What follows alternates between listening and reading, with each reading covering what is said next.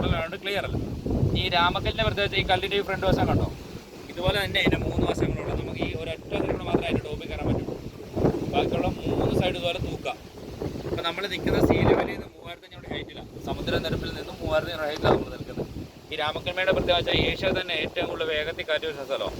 ഇപ്പോഴത്തെ ഈ കാറ്റല്ല, ഇതിലും കൂടുതൽ വേഗത്തിൽ കാറ്റടിക്കും. നമ്മളൊരു 4-5 പേര് ഒരു കൈ ചേർത്ത് പിടിച്ചാൽ പോലും നമ്മളെ മറിച്ചിടേക്കുള്ള കാറ്റ് വീശും. ഇപ്പോൾ കിഴക്കൻ കാറ്റാണ്, അതുകൊണ്ട് നമുക്ക് പേടിക്കേണ്ട ആവശ്യം. പടിഞ്ഞാറൻ കാറ്റടിക്കുന്ന സമയത്ത് നമ്മളിവിടെ വന്നു കഴിഞ്ഞാൽ നമ്മളിങ്ങനെ തള്ളി കൊണ്ടുതലേക്ക് കാറ്റ് വീശും.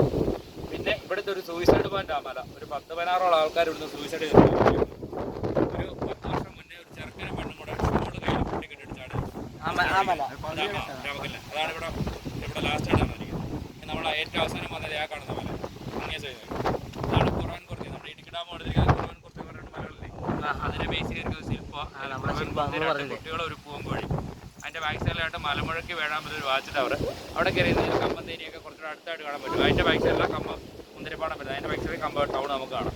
അവിടെ ചിലപ്പോൾ നിങ്ങൾക്ക് കാണാം അതിന്റെ മേഖലയിലായിട്ട് നല്ല ടോപ്പായിട്ടൊരു മലയുണ്ട്, മേഘം ഇങ്ങനെ ടച്ച് കിടക്കുന്നത്. അതാ മേഘമല എന്ന് പറയുന്നത്. നമ്മുടെ അരിക്കൊമ്പനെ അക്കാദമി കൊണ്ടുവിട്ട സ്ഥലം.